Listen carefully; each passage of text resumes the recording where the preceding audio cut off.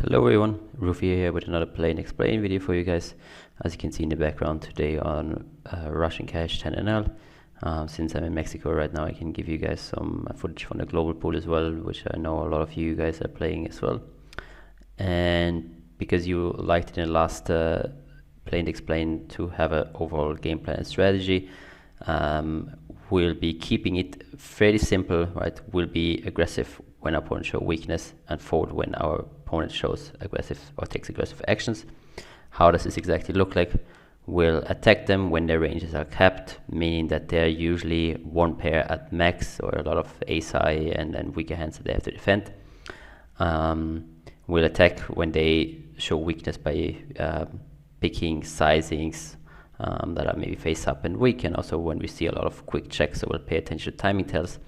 And conversely, we'll fold when we face a raise on a good texture, when we face large bets or large raises, and when we'll face very quick and large bets in spots where it's just easy to come up with value bets, but not so easy to come up with the bluffs. So a fairly straightforward and simple game plan that I think will go a long way along, obviously with some solid theory foundations, without making it too complex tables, as I said, of 10NL. So usually should still be a really soft pool with a lot of recreational, but also a lot of nitty regulars. Here, ace king suited on the right hand side will just be 4-betting and getting the money in. And the left hand side, pocket eights, both where we definitely want to play small bets and checks, probably, as the 7 are better for the big blind. I think a hand like pocket 8 really likes to bet here. And we really smashed the board on the left hand side. I think anything between 10 and 25% is probably good on this board here, so we'll go with a 20% c-bet. If it were like ace 7-3 rainbow, I think even sizing down to 10% would be fine. But here, if he has a hand like, he's gonna have more second pairs here, and also a hand like Jack 10 has a bit more equity than on a complete break, on a complete dry ace high board. But we did just take it down.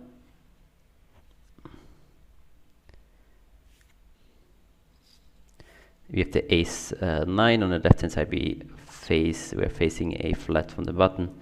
I think here we want to do a lot of checks in theory with our range, and I think it also makes a lot of sense in practice. Kind of let our opponent cap themselves at a really quick check. Very unlikely he'll ever have 5s and 4s in his range. Also unlikely he's going to have ace jack. He can definitely have a lot of ace x here in his range. Gonna start with a small bet, kind of putting pressure on his somewhat weak and capped range. And a very interesting river now. If he has an ace, I think he's gonna reopen the action himself. If he has hand like pocket 6s, likely to fold, and then maybe he's gonna bluff a hand like you know, missed flush draw, a missed gut shot that he turned on the turn. And our hand obviously can't check raise, as it's very unlikely that we'll be behind here. So yeah, he did have a hand like pocket 6s. We got some value on the turn. On the river, quite unlikely that he's gonna call another bet. I think betting again would definitely also be a fine option. I think in this particular round, I'm thinking a bit more about the ranges and being like, well, what are we actually getting value when we bet compared to versus the hands that are gonna bet themselves anyway. I think a check makes a lot of sense. Facing a smaller 3-bet, I mean, kings is still just a 4-bet. Can size down a little bit, but I think people who use this smaller sizing will very often be not that studied and will be kind of inelastic anyway, so I don't want to size down to like 14, 15 big blinds there. 8-4 suited against the min open. Definitely defend, maybe a 10NL already a fold. With the rake, not too sure, but obviously when we have a 3-bet in front of us, we have to fold. We get kings again, getting a lot of strong hands, and make it 7.5 when we're in the button. In the 5-4, I'm just gonna fold. These suited connectors don't play that well as 3-bets out of position. And rather 3-bets in position, even though they're also not the highest frequency 3-bets. There's some argument in saying you can just 3-bet them if you think your opponents are overfolding post-flop or pre-flop to the 3-bets. Definitely some of the hands that you could start mixing in. Against the min open, king deuce suited is a defend. If he would have opened larger, I would probably get to fold it. Against the min, we're definitely in. That's a above average flop. Flop that he shouldn't be too worried about. Because I'm basically always breaking this board. And I think we just want to fast play our strong hands there. There's a lot of hands that we can potentially bluff on a board like this one. So 5-4, ace-4, ace-5, ran into over 6-7, 8-9 with a backdoor flush draw. Putting, you know, ace highs, probably not really folding there, but putting pressure on a lot of other hands. 2 overs with backdoors that definitely have to continue here. Sometimes probably even without, like some pure king queen O's. We defend the queen 9, we face a small bet. Nothing else to do but calling here. When we raise on a flop like this one, that's quite good for under again. We want to do so with a really polarized range. Probably just 2 pair plus, maybe some ace king, ace queen. So our plan is just to play check calls. Ace-6-5 multi-way with ace-10 is actually not that strong of a hand. We can definitely consider just starting with a check behind, or going a small bet and kind of going from there. I think both options are fine, but if you bet and get raised, we're definitely not happy. And then the queen 9, again, not much else to do other than calling again. And a really interesting river. We'll definitely have more queen X than he has. He's gonna have the overpair still, some draws. I think I like leading here. We'll have some missed 10-9, king 10, and hearts that can potentially lead out, and we can get some value from overpairs. And on the left hand side, facing a donk, we could have raised 2 with ace-10. Hand is close to strong enough, but not necessarily. And now we face a check. So I think we just go for a value bet, trying to get caught by a weaker ace. Maybe some 9-8 that he rivered. I expect a lot of misdraws to just check fold and rivers. Interesting to see a call here. 7s. Yeah, so that worked out well there. Kind of a random donk by him. Donk bet on the turn. Interesting board there on the right hand. We flop top set. On a board we probably just want to range check.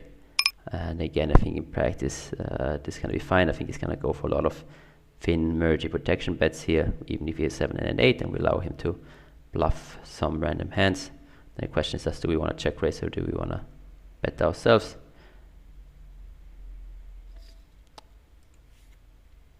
On the turn where that's going to be good for us, where we'll do a lot of the betting ourselves.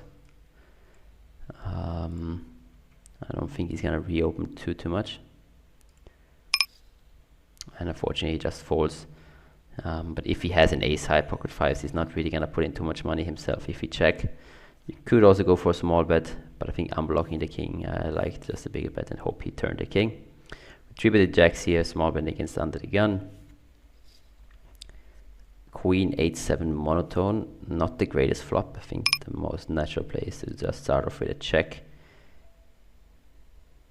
Just really not a great texture for us. He will have all the sets on this board, a lot of the flushes.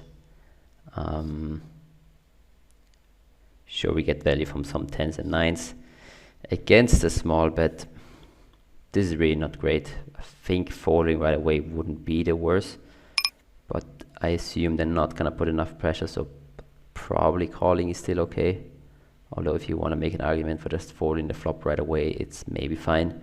But we sometimes check down against 9s and 10s with a diamond.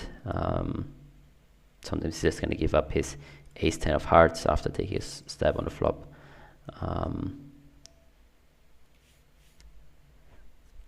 You pick up some equity on the queen. We know the jack is definitely greater out.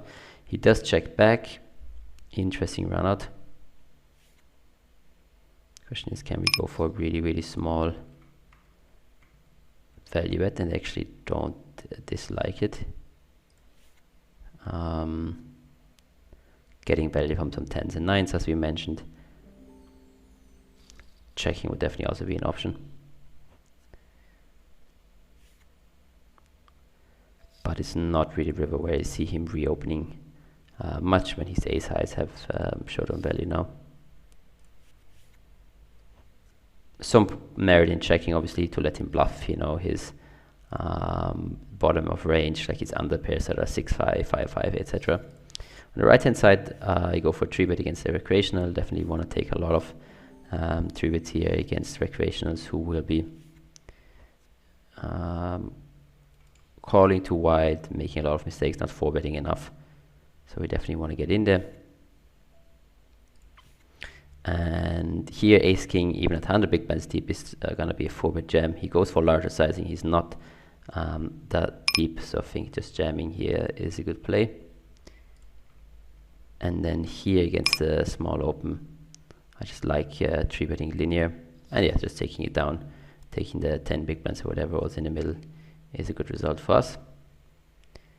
So when they min open, I would assume they're going to them to be more capped than they maybe should be, having a weaker range, unless you know that they're only using the min open raise size. So I think just 3-betting your strong linear hands against a presumable recreational is good there.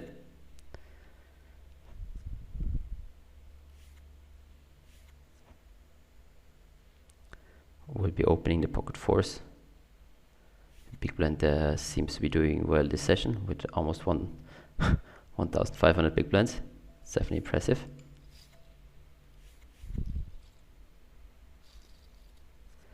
But let's see if he can win this hand. 10-5-4. A texture where we probably want to use some medium bets, quite of an equal flop for both players. Unfortunately, we just get the snap fold. Also no action with the aces, but yeah, a board where probably small range bet would be overkilling it, so a half pot at a mixed frequency, kind of still allowing you to bet your 6s, your ace-5, your pocket 7s type of hands, while putting a bit more pressure on overcards and ace-highs, which they'll have a lot on this flop compared to the 1/3 bet. I think it's a good strategy there.